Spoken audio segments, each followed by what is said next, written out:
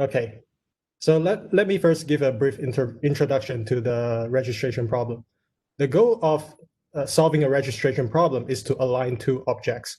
If you look at these two monkey heads, you have a green monkey and a black monkey, and you want to align them via some transformation.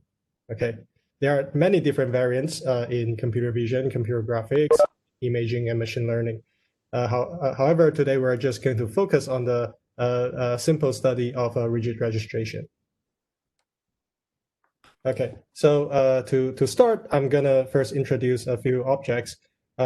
First, we're gonna denote a transformation as R. It's a map from RD to RD. And we have two objects, F and G. The objects are represented using a d-dimensional function. So you should think about objects, this F and G, as intensity, heat map, or density in R2 or R3 or RD in general. Now, if you transform an object F via the transformation R, this is denoted as R acting on F. And if you rotate a density, it's equivalent to say that you are rotating the coordinates. Okay, so the action of R on F is really just performing some coordinate change. Now we want to solve the optimization problem. You want to minimize the distance between R acting on F and G. Okay. Now D is some metric on function space, and our focus today, like I said, is going to be R belongs to the set of SOD. Okay, we're just going to talk about rigid registration. Now there are many choices for the metric D.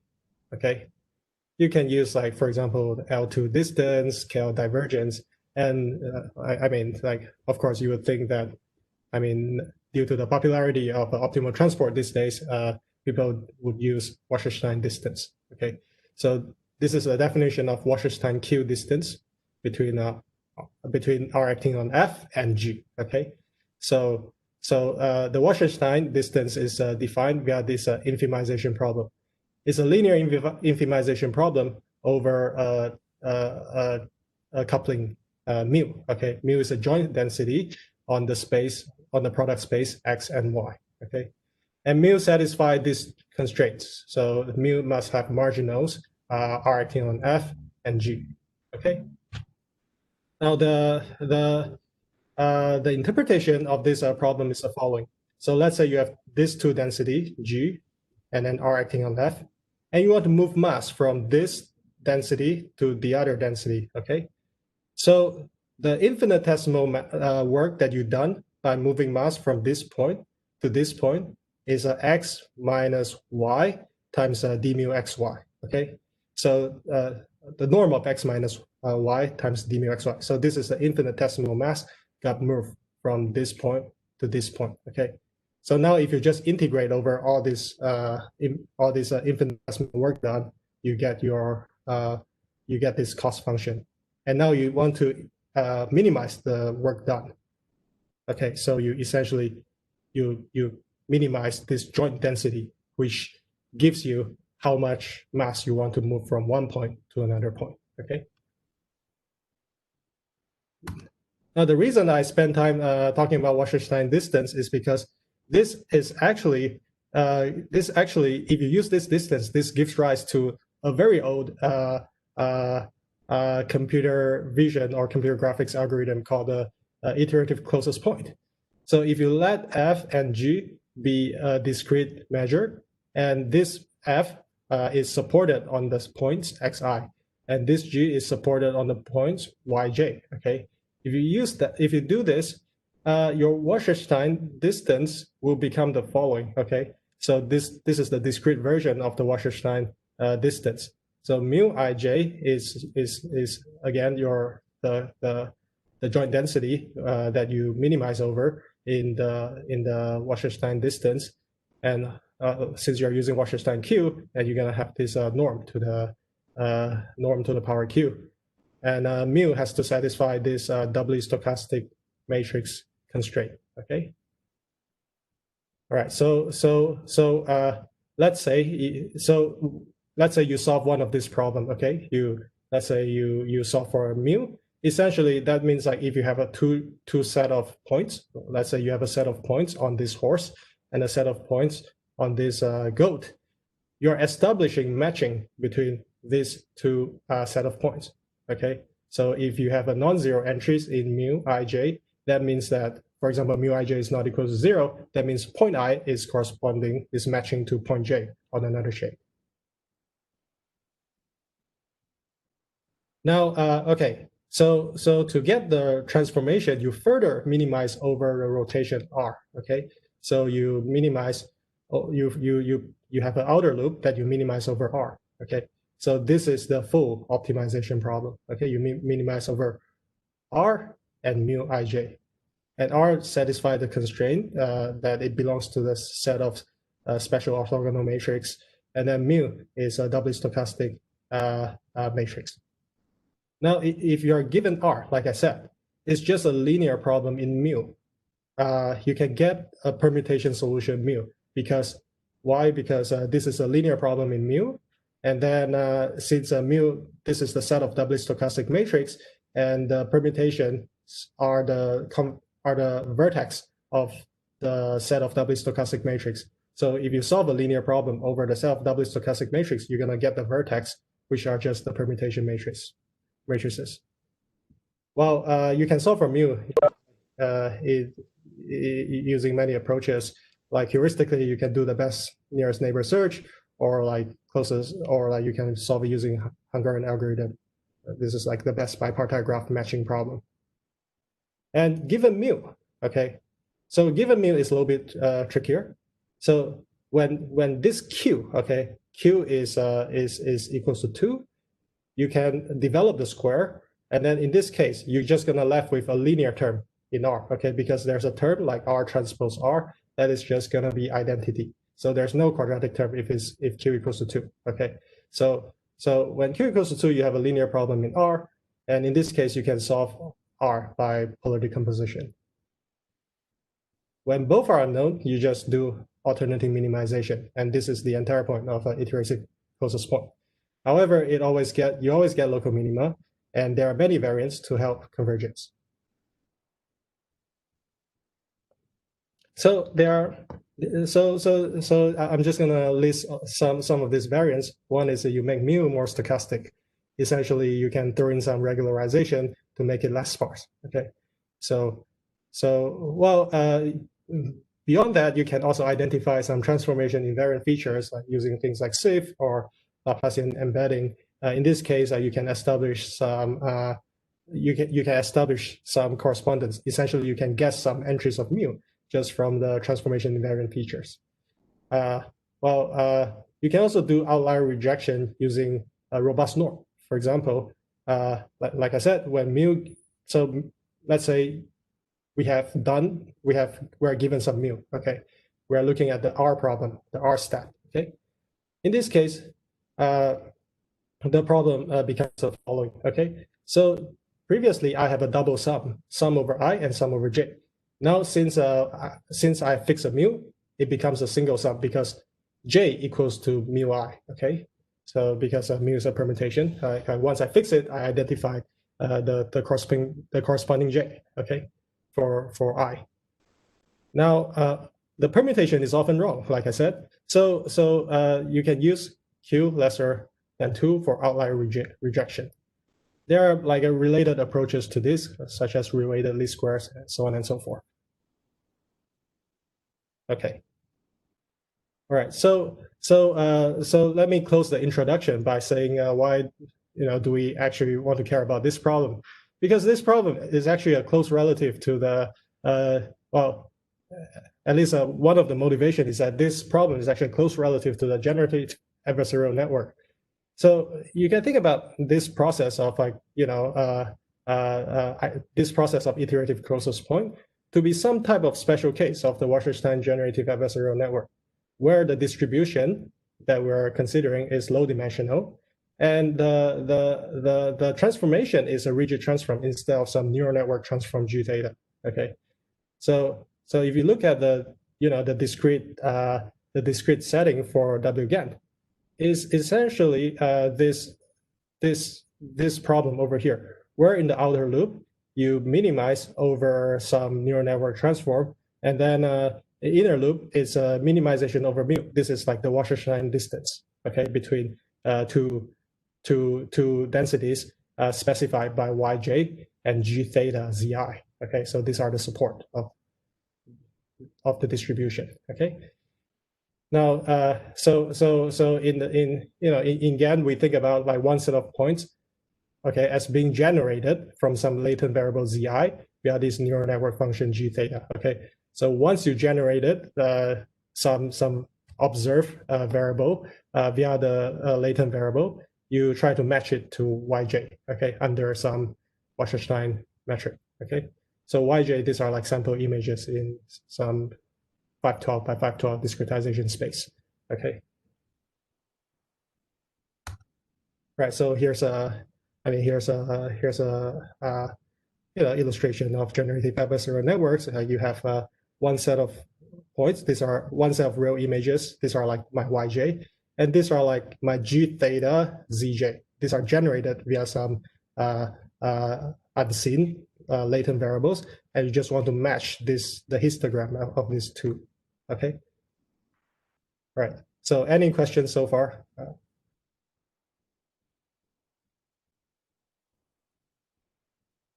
Okay. So I will continue.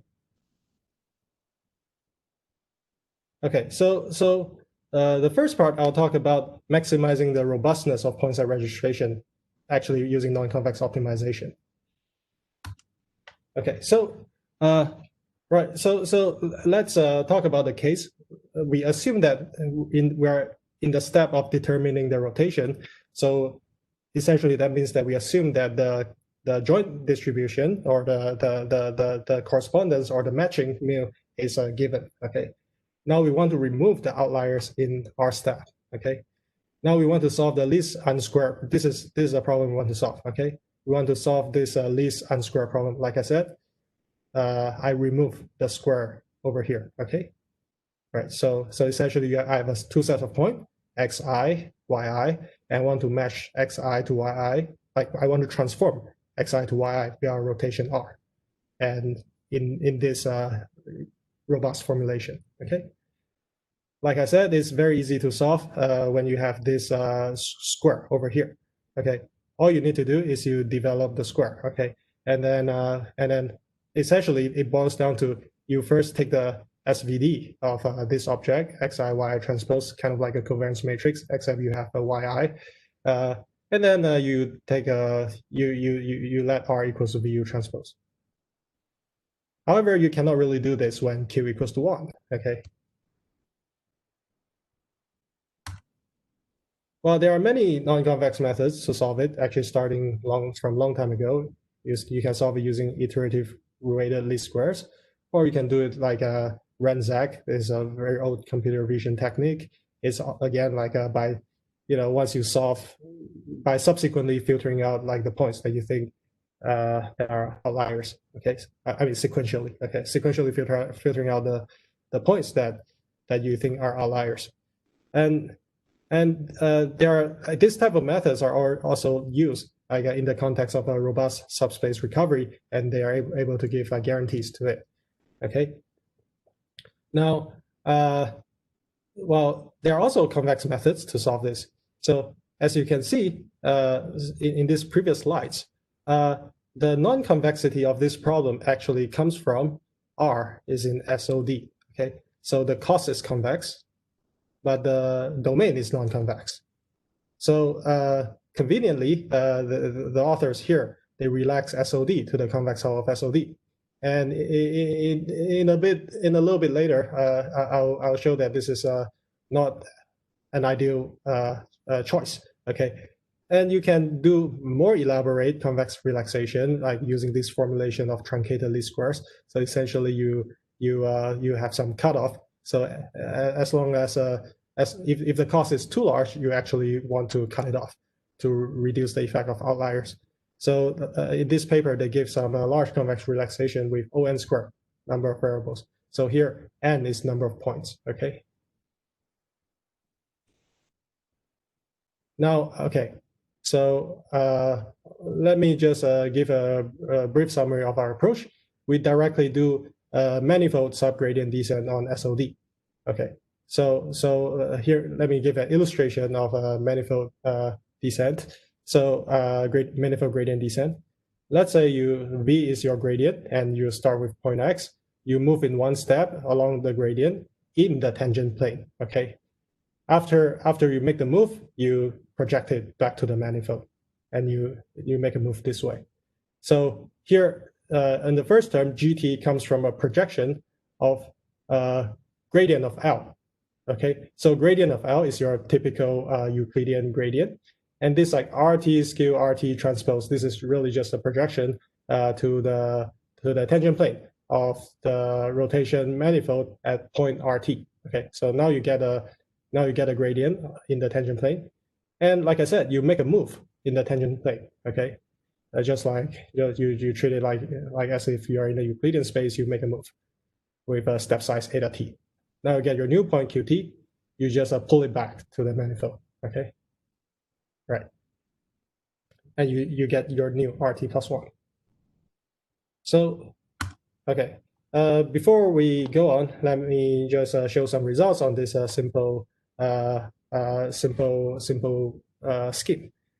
Let's say we have some inlier points. Okay, I'm gonna use this set calligraphic C. So calligraphic C is used to denote the outlier points. So the calligraphic C complement is really the inlier points.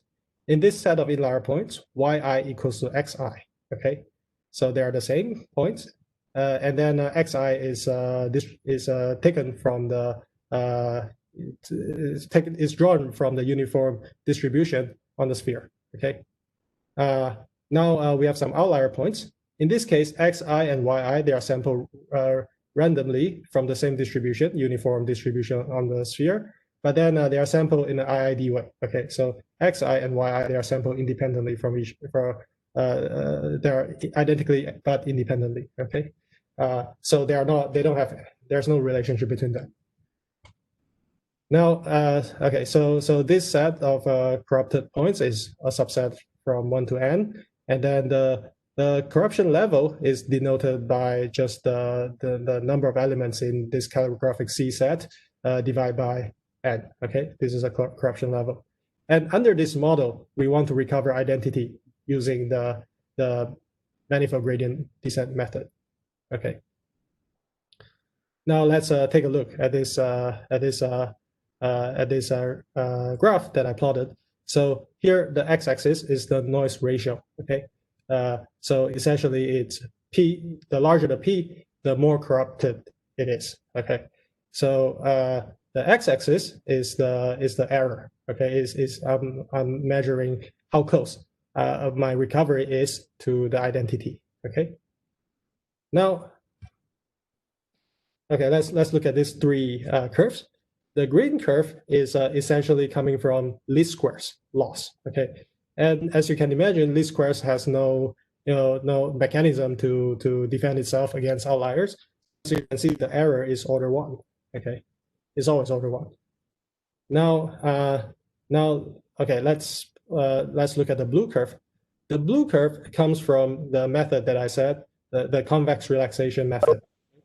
So as you can see, if you do the convex relaxation method, when p is below around 0.6, okay, when p is below 0.6, the error is low. It's almost 10 to the minus 10. Okay, and once you hit 0.6, it starts to fail to recover. Okay, so you don't recover much beyond this point, right? You have order 1 error. Now, if you perform manifold gradient descent, you actually recover everything all the way up to like corruption level p equals to 0.95. So this is a pretty striking phenomenon. And then our goal today is to explain why this is the case. Is there any question about the simulation results or in the setting? So Yuehaw, I do have a small question. So when you take this projection, so what's this? What this? So you choose a subgradient because the L is not smooth, right? Yeah. Right. Okay. Yeah, I do. So right. So in what I'm gonna show, like when you hit a point, like and it's not differentiable, like you can just set some subgradient that is you can just pick it to be some arbitrary direction that has a norm lesser than 1. Okay. Yeah. Okay. Otherwise, you smoothly just take a gradient. Okay. Right. Yeah. This is pretty interesting. Okay. So yes, our goal is to show that we can recover identity all the way up to this this threshold. Okay, 0.9-ish. Okay, but before that, let us gain some intuition on why convex approach will fail, to further motivate why we develop a manifold gradient method. Okay, so it's understandable why least square fail, like I said, but why does convex least unsquared fail for large P? Okay, so just to go back a few slides, so convex least unsquared is essentially you take this formulation, you relax this SOD to the convex hull of SOD. Okay. Okay, so why does it fail? So the first thing is to realize that 0 is in the convex hull of SOD. For example, in SO3, if you take this 4 SO3 elements, okay, these are 4 different diagonal matrix, and you add them together, okay, average them together, you get 0. So 0 is in the convex hull of SOD. Although this looks like something, I mean, it looks like, okay, having 0 in the convex hull of SOD is not a big deal, but it's actually a big deal in our setting. In the presence of outliers, okay, you actually, the fact that you have a 0 in the convex hull of SOD will actually make the transformation shrink. So let me give you an example, an illustration. Let's say you have x1 and x2. Okay, since you have some outlier models, by some random chance, y1 and y2 will somehow align with x1 and x2. Okay, and then then you have x3 and x4. Okay, by equal chance, the corresponding y3 and y4 will be anti-aligned with x3 and x4. Okay, so y1, y2 align with x1, x2 by some chance, and x3, x4 anti-align with y3, y4 by some random chance. So what's the best way to transform x1, x2, x3, x4 to simultaneously match y3, y4, and y1, y2? So one easy way is to shrink it. Okay, shrink it to 0, right? Because if you don't shrink it, y3, x3, x4 will be quite far away from y3, y4. Okay, so based on this intuition, you can have a theorem.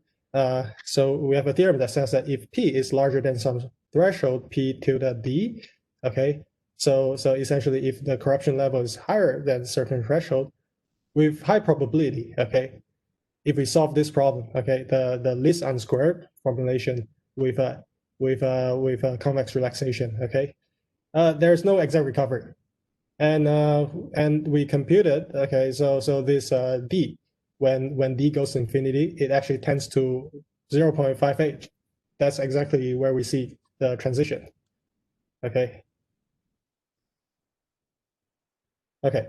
So the idea is exactly like what I said, is you show that for some, if you take a transformation A, that is a little bit lesser than identity. Okay. So you shrink it a little bit from identity. You actually, so this cost, okay, you plug in this A to this formulation. So this cost, by shrinking xi a little bit, this cost is actually lower than this, okay? So by this, we show that there's no exact recovery beyond a certain limit.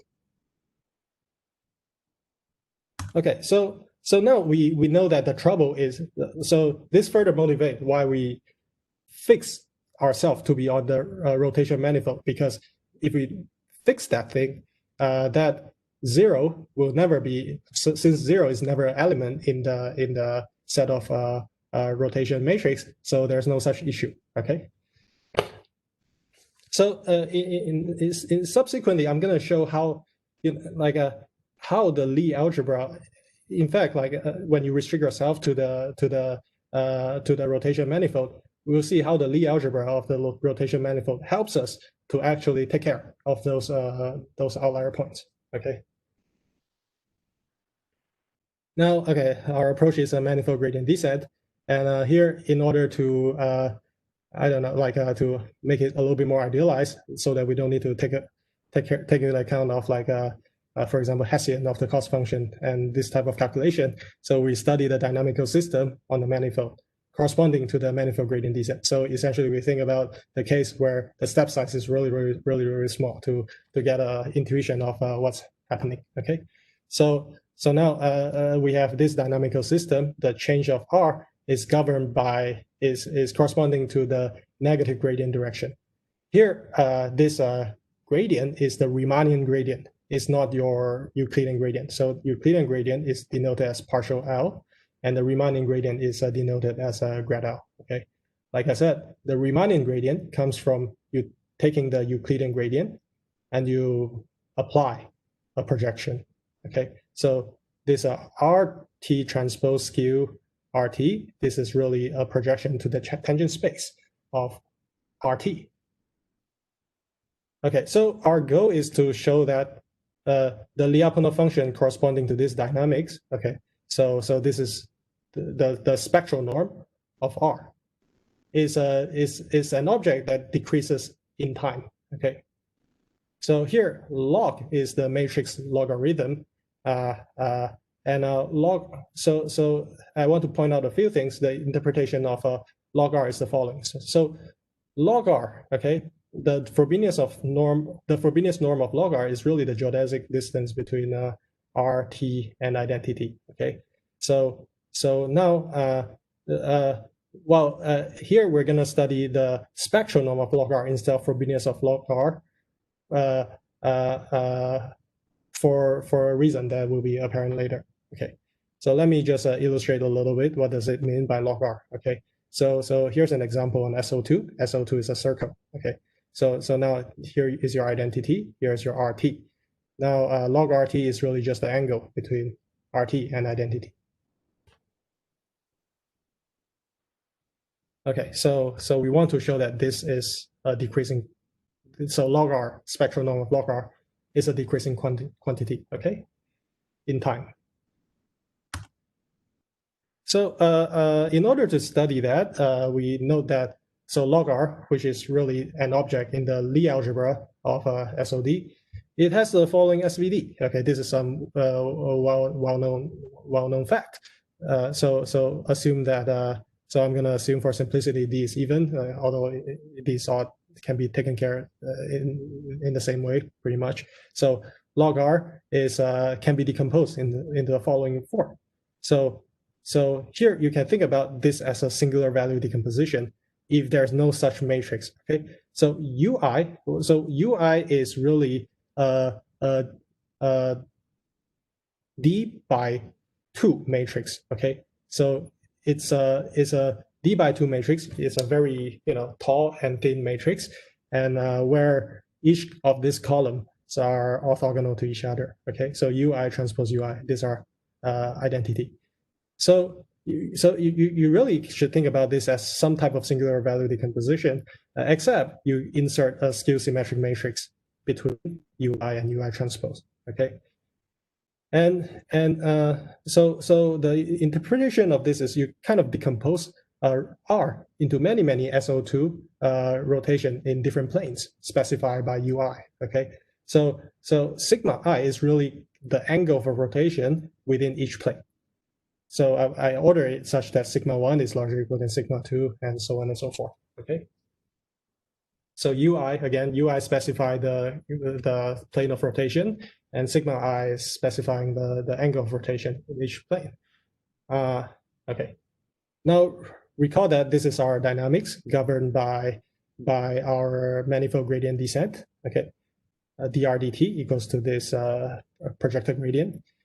Now we want to study under this dynamic, how does this change? Okay, this Lyapunov function, log spectral norm of log R. Okay, so I mean there's some calculus going on, but then if you take the derivative with respect to this, the spectral norm. So essentially you just apply your chain rule, and then the spectral norm, you take the derivative with respect to the spectral norm.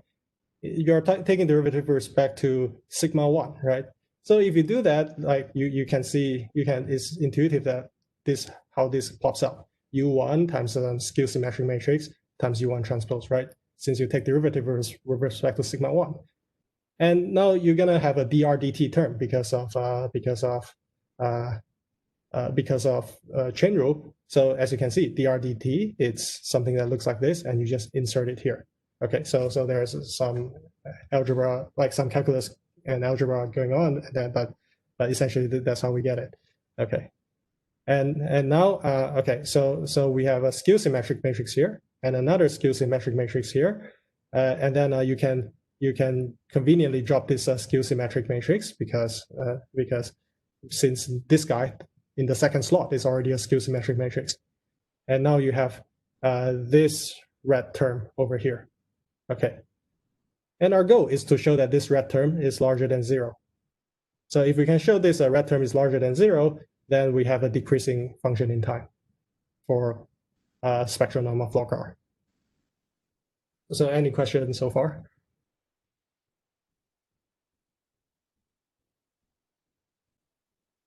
Okay, so now I will go on and show how this is done.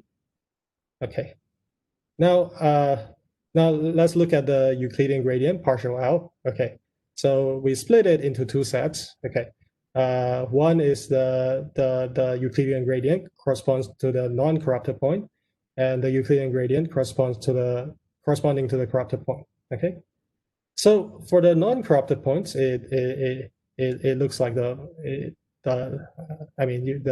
Euclidean gradient looks like the following.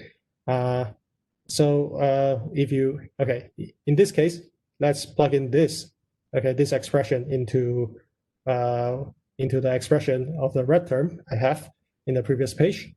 Okay, so let's do that. And all I want to show, like, forget about all the details in like doing all the integration. So what I want to show is the following.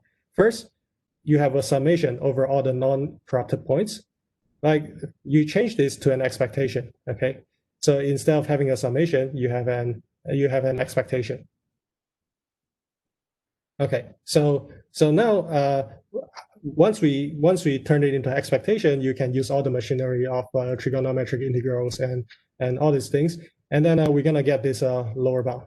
Okay, so the meaning of this lower bound is the following.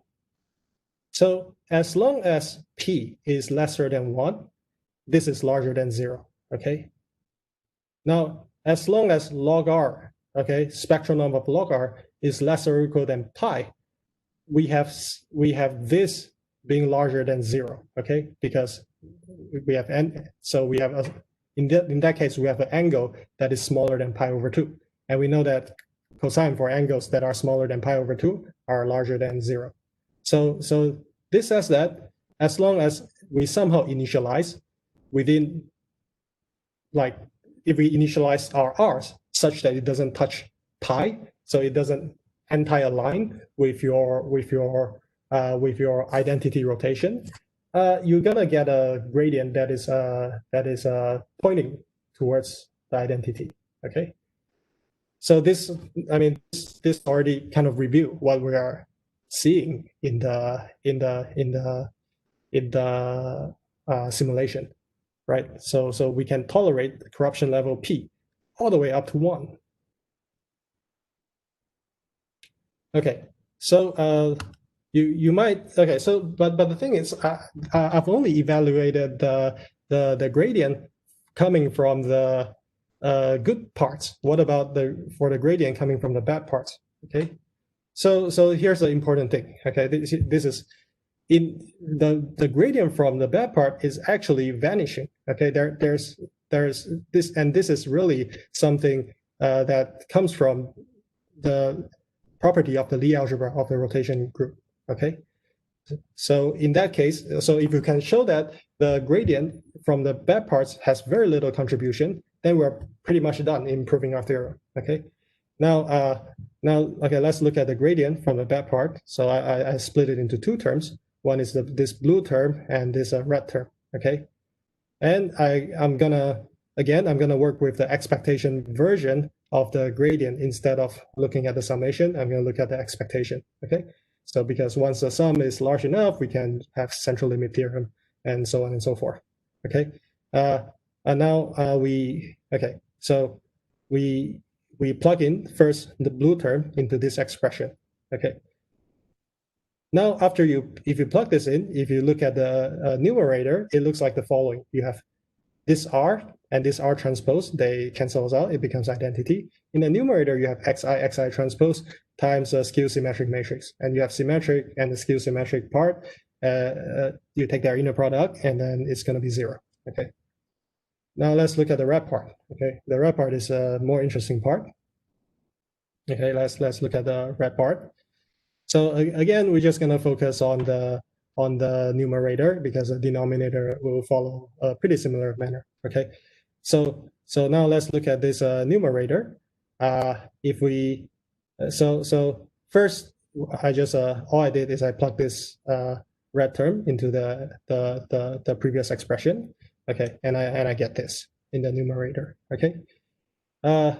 The first thing I do is I just absorb this R transpose into Yi, because R transpose Yi and Yi, they are equal in distribution, so it doesn't change the expectation.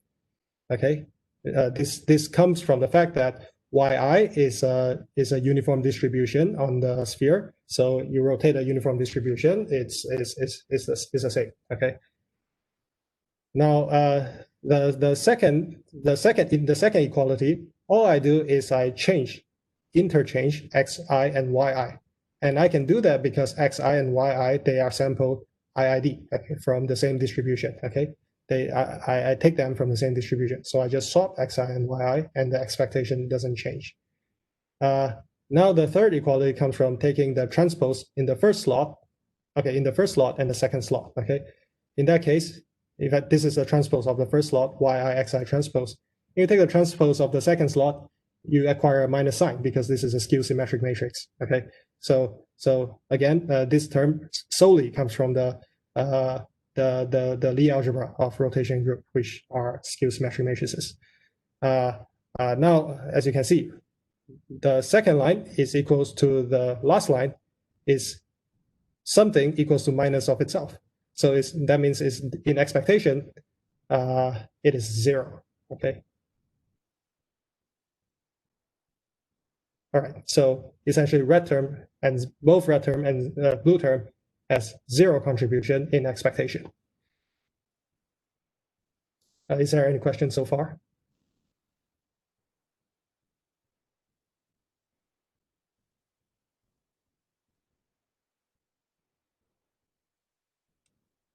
Okay, so let me summarize the results. We studied the population version. We show that there are non-vanishing gradients towards identity, as long as you have the spectral norm of log r is lesser than pi. Okay, as long as you don't touch pi, you always have a gradient. Now we just need to initialize with log r 0 that is lesser than pi. So essentially, where you just need to initialize except this like one point. Okay, as long as you're far away from this one point. So you can get similar behavior for the sample version. You just apply concentration inequalities and epsilon net type argument. I mean, for this problem is a little bit more difficult because you actually have a subgradient. That means your cost, the gradients are not Lipschitz. So that's why using an epsilon argument is actually a little bit difficult for non-Lipschitz gradient, but we can somehow deal with it by saying the subgradient, well, the gradient is defined most of the time except on a very few cases. So in this case, we still are able to get the concentration inequalities to show that the sample version is close to the expectation version. So here's the final theorem. So essentially, it's saying there's a gradient flow that brings RT to identity if we initialize with R0 such that this holds. Okay. So essentially, this whatever residual term, it comes from the fact that you still have some variance coming from the bad part. Okay, so although in expectation is 0, so there are still some fluctuations due to finite sample effect. So now here's the to put it in another way, here's the basis of extraction of this gradient flow. So as long as log r, the spectral norm of log r, is less or equal than pi minus this quantity, okay, so there we can have the gradient flow being convergent towards identity. Okay, so here we need, as you can see, we need the sample size to be order dimension to the power 4. So this is actually not small. And we are working currently to reduce this to something smaller. Yeah, and our guess is it can be reduced to d squared. Okay. All right. So here's the first part of the talk, and let me stop and take some question first. Yeah, I do have a question. So in practice, so you don't know the identity, right? So I mean, identity is just an ideal situation. So you may have some kind of a given permutation matrix. So if that was a given permutation matrix, do you have the corresponding to the radius here, so the spectral norm of the log will have the corresponding rotation, or is the same? Oh, could you? So you are saying that in the actual case, you don't. You mean identity, right? It's just some kind of permutation. That's the ground truth you are looking for, right? You mean rotation, some type of rotation. Rotation, okay. Yeah. So rotation is not identity, right? Yeah. So without loss of generality, I can consider its identity because I can just apply. So let's say your ground truth R star, right?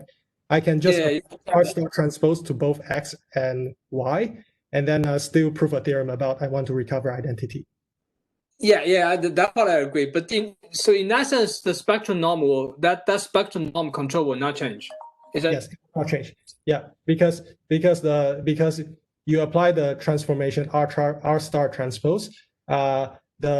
There's a one-to-one mapping between the transform R star transpose. So you apply, let's say you apply R star transpose to both X and Y, right? So you have a new problem, and let's say this is a new problem. So since R star is a one-to-one map, is an injective map, so there's a one-to-one correspondence between the solution of the new problem and the old problem because R star transpose is a one-to-one transformation that preserves the cost. So, but the gradient here, the log RT. So presumably you will have that. You will see the ground truth because you multiply that. So you have log sort of ground truth multiplied with RT. So would that give you some contribution of the less than pi? So basically, you need to shift to something corresponding. No, I'm saying like in that case, relatively speaking, you're still gonna have this guarantee because although your ground truth is shifted by R star, whatever starting point you have is also shifted by R star. And if you take the inner product, that R star will get cancelled out. So when you choose the initial guess, because you don't know which one is the ground truth, then then the attraction basin is like relatively to the ground truth, right? Right, but here so because the relative radius is pi, right? So essentially, it's saying that it's covering the entire manifold. Yeah, sure. So yeah, it's covering the entire manifold. Yeah. But the other thing is, what's the geometric meaning when you instead of using the Frobenius norm, but you use a spectral norm of the log? Okay, so yes, that's a great question. So essentially, if we don't use a spectral norm, we cannot establish such a strong claim that you can converge from anywhere on the manifold. So if you use a Frobenius norm, it's gonna be like here it's gonna be so if you work it out, it's gonna be cosine some Frobenius norm larger or equal than some right hand side. Okay, but cosine of Frobenius norm larger or equal than right hand side, it requires the Frobenius norm to be less or equal than pi, right? To hope. Because like if this thing is larger than pi, this is negative, right? Mm-hmm. Right. So, but the Frobenius norm to be less or equal than pi, it's saying that the sum of all sigma 1 square, sigma 2 square, sigma 3 square, so Yep. so has to be less or equal than pi, right? Yep. So in that case, in that case, you have a sum of all the angles being less or equal than pi. That's actually a very, very stringent constraint because because like because that means you don't have a cover over Exactly. this doesn't cover the entire manifold. Yeah. Okay. So that is the reason why we go. Okay. So this is also something that right, like using Frobenius norm, it's nicer, but then in the sense that I actually, if I use a Frobenius norm, like the concentration inequalities, I can get sharper like concentration inequalities and all these things. But then in order to have a results that says that we can start almost everywhere in the in the manifold and still converge, I kind of have to go to the spectral norm. Okay. I see. Right, because because if I do a spectral norm, essentially it means that all those like principal angles, principal x, like those sigma 1, sigma 2, right? Like is as long as they are less or equal than pi, and then you can converge, and which is basically the entire manifold. Mm-hmm. Mm-hmm. Yep. Thanks. Thank you.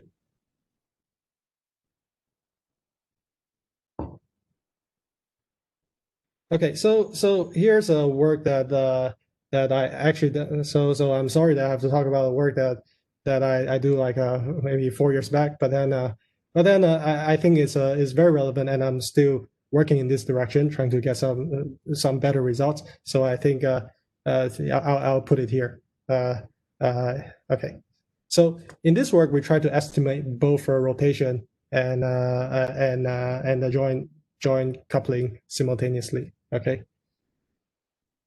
So let's take a motivating example. So we have some computed tomography scan, okay, of some heart vessels. Okay. So essentially we have some 3D model of the heart vessels, and now we have some like during the surgery we have some X-ray scan of the heart vessels, which are 2D. Now the doctor wants to compare the 3D heart vessels and the 2D projected heart vessels. Okay, so this is an instance of the 2D 3D registration problem. In this case, all you want to do is like you fix this viewing direction. You want to rotate this 3D scan such that once you project along this direction, you have one set of vessels overlaying on the other set of vessel.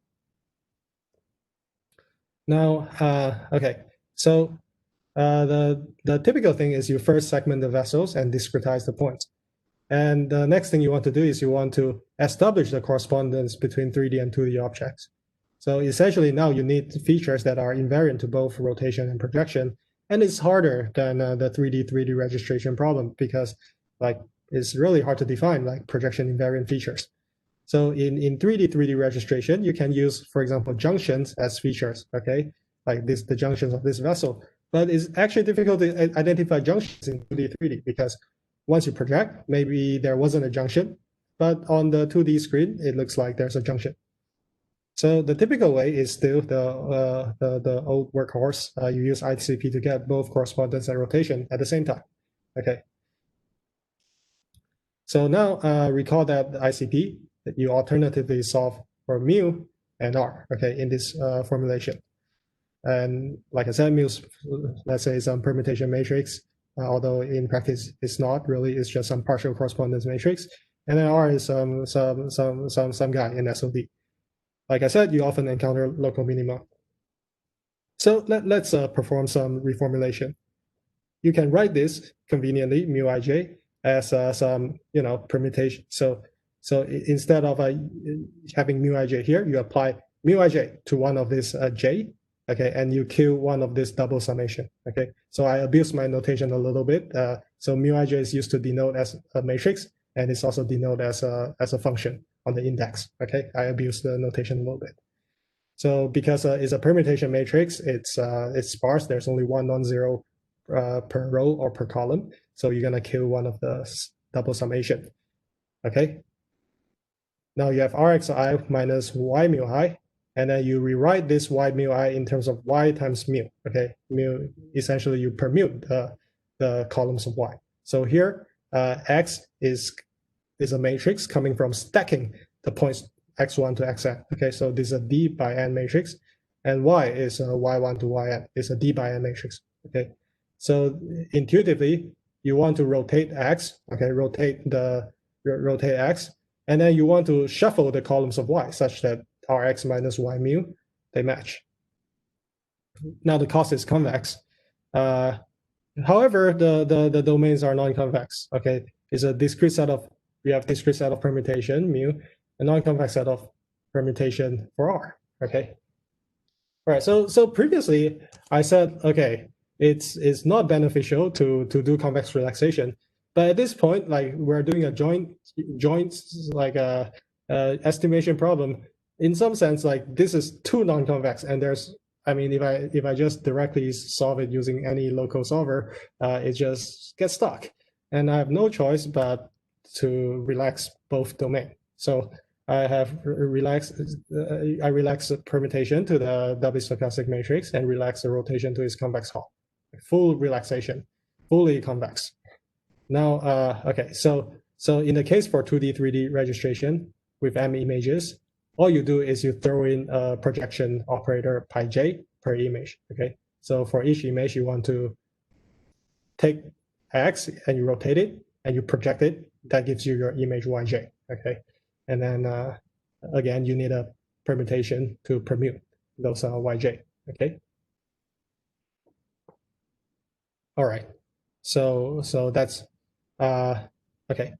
So yeah, any question with the setup so far?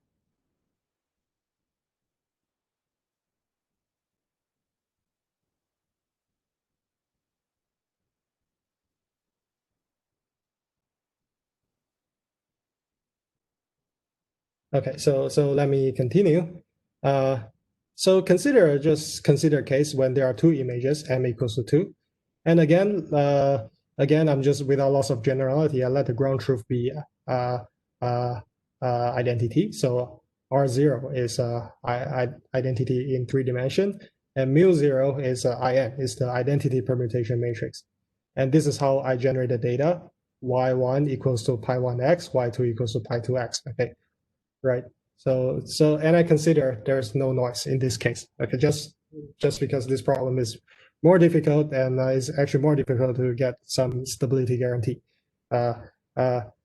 So the theorem is the following: the problem of simultaneously finding so the rotation and the permutation mu such that this two holds. So for example, so let me try, instead of solving a minimization problem, because it's no noise, I can think about solving a constraint satisfaction problem. Okay, so I want to find some R, mu1 and mu2, such that these two matches. Okay, and restricted to the case that R is like in the convex hull of SO3 and mu's are in the set of doubly stochastic matrix.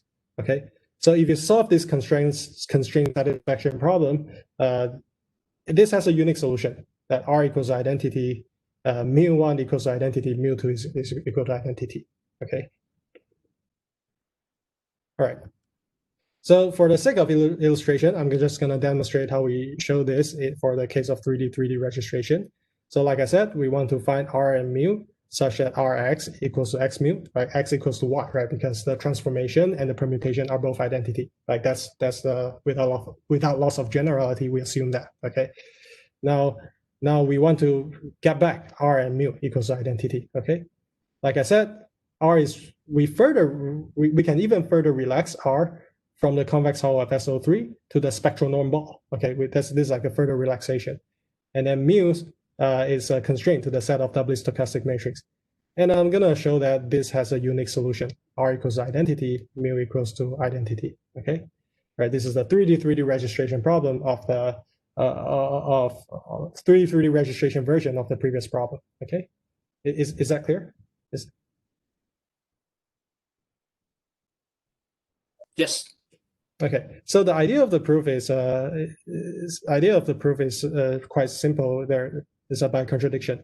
Let's suppose that R is not equal to identity, and and R is strictly smaller than identity in the sense of PSD-ness. So this means I minus R is a positive semi-definite is a positive definite matrix. Okay, so R has a singular value strictly smaller than identity. Okay, so this can be made like positive semi-definite, but I ignore that for this moment for the sake of illustration. Those degenerate cases can be taken care as well. And suppose a mu is not equal to identity. That means mu is a doubly stochastic matrix. And we further assume that we have certain non-degenerate assumption that this mu has left eigenvector with eigenvalue 1, right? So this is a doubly stochastic matrix with one eigenvalue that is that has eigenvalue 1, and we assume a non-degenerate spectrum. Okay, so again, like these are like I'm making some non-degenerate assumption to show that this holds in half a page. Okay. Now here, okay, the idea is the following. Okay, so let me start with the left-hand side Rx, and I multiply by another R. Okay, R square X, okay, equals to R times X. And now, since Rx equals to X mu, I can swap this Rx with X mu. Okay, now I have Rx again, and I can Rx equals to X mu, and I apply this equality again. So R square X equals to X mu squared. And more generally, you have R to the power K times X equals to X to the power X times mu to the power K. Okay. So when you bring K to infinity, RK goes to 0, and then mu K goes to 1 transpose over N. So why it goes to 0? Because I assume that R has a singular value smaller than identity, right? So you take it to K times or infinity power, it goes to 0. Okay. And again, so this has this doubly stochastic matrix mu. I assume some non-degenerate assumption. It will converge to this like 1 transpose over N. Okay, so that means that the center X times 1 equals to 0. Okay, if you plug this in here, and you plug this into the left-hand side, plug mu K to the right-hand side, right? You have X times 1 equals to 0. So if you assume that X it has generic, it's sample from something generic, it's unlikely that it has a 0 center. So in this case, you achieve a contradiction if X comes from a generic distribution. And so this is not very realistic because in many situations, sometimes you would you actually center the objects, the point sets are centered. So you say that that's not really a contradiction, but actually you can sample a lot of like other features that transform according to the rotation in the first order way. For example, the tangents, right, from the vessel, or this type of features. So in this case, like those features will not, even you center the objects, those features will not have a 0 center numerically. So in this case, it will still work through. And then Rongzi, what time is it now? Anyway. It's 5 now. Oh, okay. So yes, I think so. The rest of the 2 slides is just saying yeah, so we got it working on simulated and real data set, and that's it. Okay. Thank you. Okay, good. All right, thanks for Yuehaw for giving this very nice talk. Any questions so far? Any question? Maybe let me ask one question, then yeah, because of time, we can talk offline. I do have several other questions. So yes. The question I have is in terms of the efficiency, right? So permutation part is relatively expensive. Although you relax it as a double stochastic, yes, then you may use some linear programming to solve it. right. So, but still might be relatively expensive because even the most efficient way, like what you mentioned, the Hungarian algorithm, the order is like n cube. Right, In exactly. practice, when you do this, you may have this efficiency. Yes. Is there any way to handle this, or? I guess you can do Singhorn. I guess you can. I'm not like. Well, but that recognition may not help you that much. Right. But at least like people have proved that it's n square. Okay. Although the accuracy of Singhorn is doubtful. Because of yeah. I guess like for this type of problem, so you're expert on this. I'm sure we can do like a multi-scale type linear programming just because like there's a well-defined sense of neighborhood, right? Like you can like in the I mean in the case where you have well-defined neighborhood, I think like there's no algorithm that to the best of my knowledge that can beat the multi-scale linear programming so far. Yeah. Okay, that's yeah. We tried something before, like instead of doing this high dimension Wasserstein distance, we project to the 1D. Then you can sorting, right? You mean slice Wasserstein? You mean you just slice with the sorting and you average for the different random projection, and then you solve out.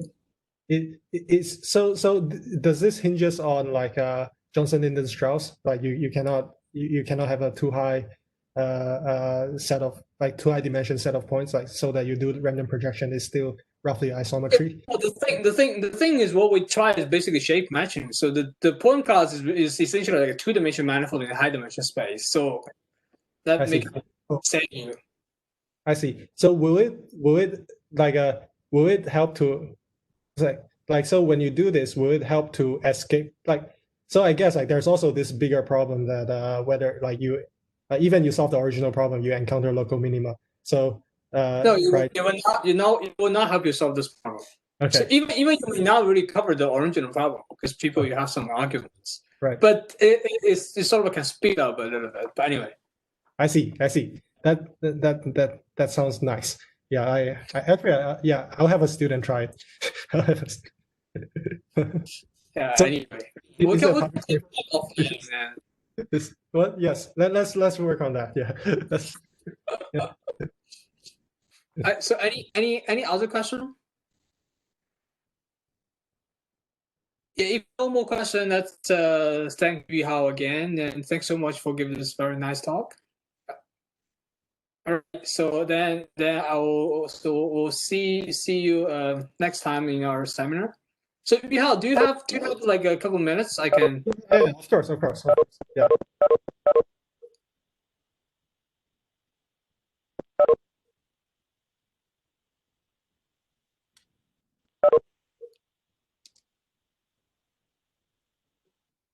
Let me stop.